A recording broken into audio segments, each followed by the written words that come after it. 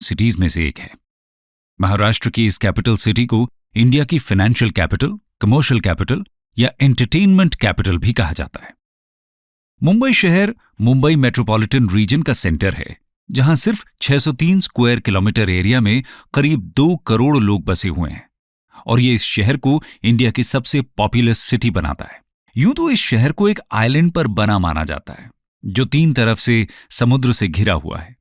लेकिन आपको ये जानकर आश्चर्य होगा कि आज से सिर्फ 300 साल पहले तक ये एक सिंगल आइलैंड नहीं था, बल्कि इसकी जगह 7 अलग अलग आइलैंड्स हुआ करते थे, जिनको ब्रिटिश ईस्ट इंडिया कंपनी ने 1661 के बाद लैंड रेक्लेमेशन के प्रोसेस से जोड़कर आज की मुंबई का स्वरूप दिया। आज की इस कहानी में हम मुंबई के इन्हीं 7 आइलैंड्स की हिस्ट्री पर चर्चा करेंगे और देखेंगे कि किस तरह इनको मिलाकर आज के मुंबई में कन्वर्ट किया गया। आइए जानते हैं मुंबई के 7 आइलैंड्स और उनकी ब्रीफ हिस्ट्री के बारे में। History of 7 islands. दोस्तों, आज जिस रूप में आप मुंबई को देख रहे हैं, वो दरअसल 7 आइलैंड्स का आर्किपेलागो हुआ करता था। कई छोटे छोटे आइलैंड्स के ग्रुप को आर्किपेलागो कहा जाता है। ये 7 आइलैंड्स हैं आइल ऑफ बॉम्बे, परेल, मरगांव, माहिम, कोलाबा, वर्ली और old women's island. Northern Mumbai के कांदीवली के कोस्टल एरियाज में ह्यूमंस के एग्जिस्टेंस का सबसे पहला एविडेंस मिलता है, जो स्टोन एज के समय का है। रिसर्चर्स का मानना है कि यहां पर मिले स्टोन टूल्स लगभग 15,000 साल पुराने हैं। 3rd सेंचुरी BCE में ये आइलैंड्स किंग अशोका के अंडर मौर्यन एम्पायर का हिस्सा भी थे। इसके फाउंडर चंद्रगुप्त मौर्य थे, जिन्होंने फेमस स्ट्रैटेजिस्ट कौटिल्य की मदद से नंद एम्पायर के किंग धनानंद को डिफीट किया था। किसी इंडियन डायनेस्टी द्वारा सेटअप होने वाला यह सबसे पहला इतना वास्ट एम्पायर था, जिसकी रीच इन आइलैंड्स तक भी पहुंची। इसी पीरियड में बुद्धिज्म और जैनिज्म का भी राइज हुआ। बोरीवली की कान्हेरी केव्स के एक्सकेवेशन से पता चला कि यह जगह एंशिएंट समय से ही बुद्धिज्म का इंपॉर्टेंट सेंटर भी है। 2nd सेंचुरी CE के ग्रीक जियोग्राफर टॉलमी ने इसको हेप्टिनीशिया का नाम दिया, जिसका मीनिंग है 7 आइलैंड्स का समूह।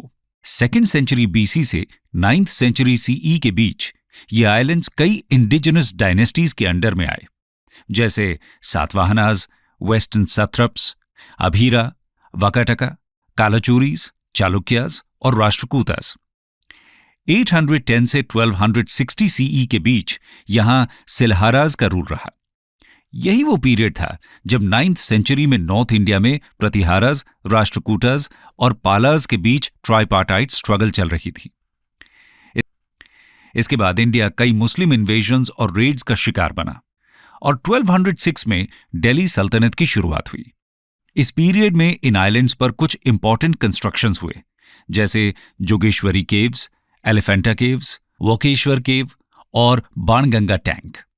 खैर, सिलहाराज के बाद 13th सेंचुरी में किंग भीमदेव ने 7 आइलैंड्स में से एक माहिम आइलैंड पर अपने किंगडम को फाउंड किया। लेकिन 1347-48 में दिल्ली सल्तनत ने इन आइलैंड्स को कैप्चर किया और गुजरात के गवर्नर्स इसको एडमिनिस्टर करने लगे।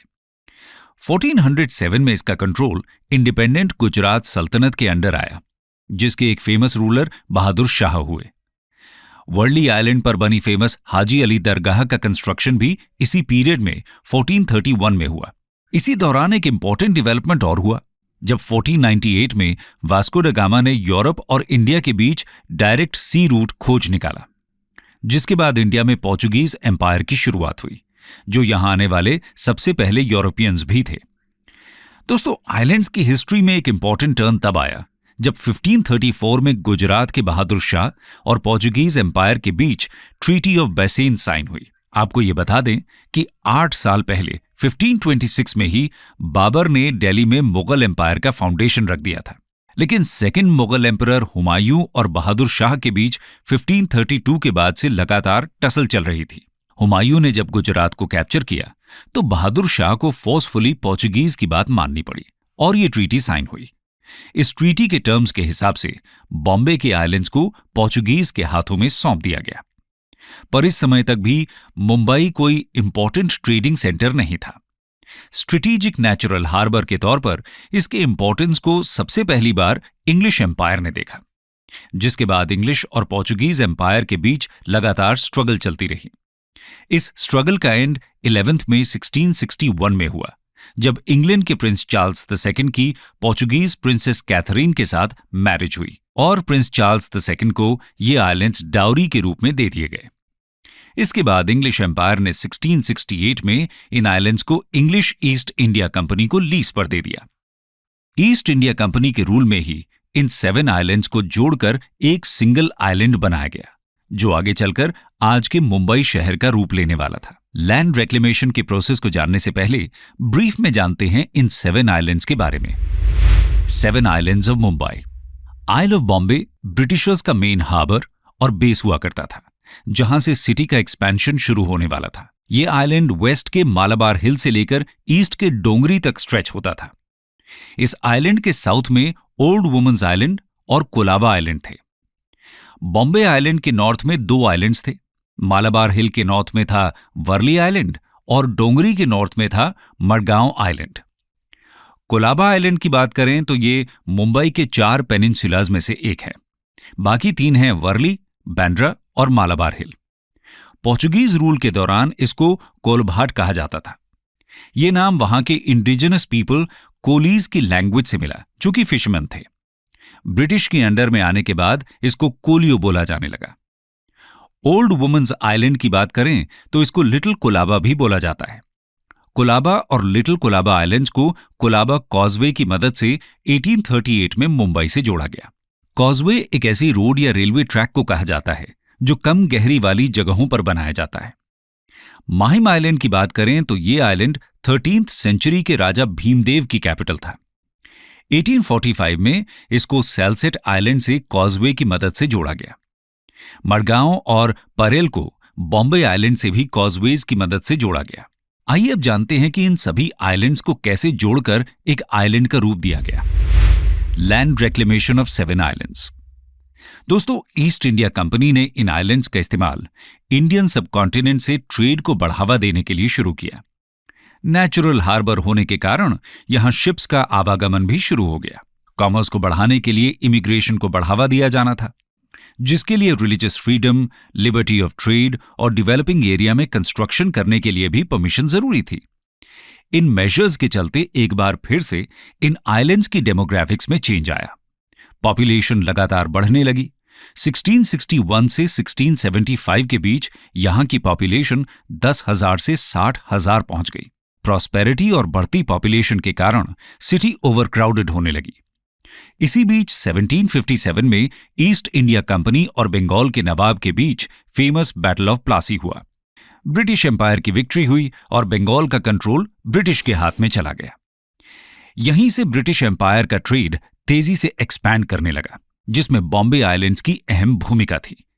इन्हीं कारणों ने ब्रिटिश को लैंड रेक्लेमेशन के कई प्रोजेक्ट्स शुरू करने पर मजबूर कर दिया। काफी समय तक डिबेट्स चलने के बाद 1782 में इस सिटी को रीशेप करने के लिए large scale civil engineering projects शुरू किए गए।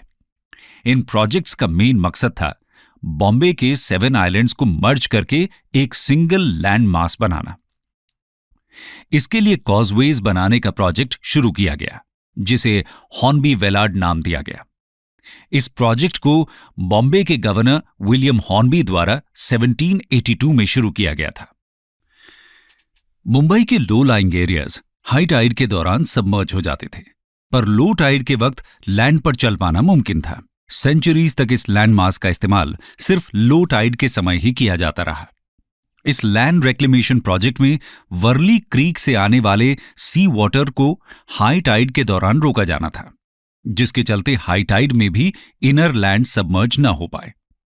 1803 में डंकन कॉजवे कंप्लीट हुआ, जिसने परेल आइलैंड को सैलसेट आइलैंड से जोड़ा, जो कि नॉर्दर्न मेनलैंड का नाम था। 1838 में कोलाबा कॉजवे बनकर तैयार हुआ, जिसने बॉम्बे आइलैंड को कोलाबा और लिटिल कोलाबा से ज्वाइन किया। और फाइनली 1845 में माहिम कॉजवे कंप्लीट हुआ, जिसने माहिम आइलैंड को नॉर्थ के बैंड्रा से जोड़ा। यहां एक बात बता दें कि वर्ली, माहिम और बॉम्बे आइलैंड्स के बीच के एम्बैंकमेंट्स का काम इस प्रोजेक्ट के शुरू होने के पहले ही 1710 से 1728 के बीच हो चुका था। माहिम और वर्ली आइलैंड के बीच के एम्बैंकमेंट को वर्ली एम्बैंकमेंट बोला गया। जो 1712 में ही कंप्लीट हो चुका था, और वर्ली और मालाबार हिल के बीच के हिस्से को द ग्रेट बीच बोला जाता था। यहां पर एम्बैंकमेंट बनाने का काम 1728 में खत्म हुआ, और इन्हीं प्रोजेक्ट्स का फाइनल रिजल्ट था कि हमें एक यूनिफाइड लैंड मास देखने को मिला। उस समय यह प्रोजेक्ट सबसे बड़े सिविल इंजीनियरिंग प्रोजेक्ट्स में से एक था। कंक्लूजन। तो दोस्तों, ये थी कहानी मुंबई की, जहां हमने जाना कि किस तरह मुंबई शहर दरअसल 7 आइलैंड्स का एक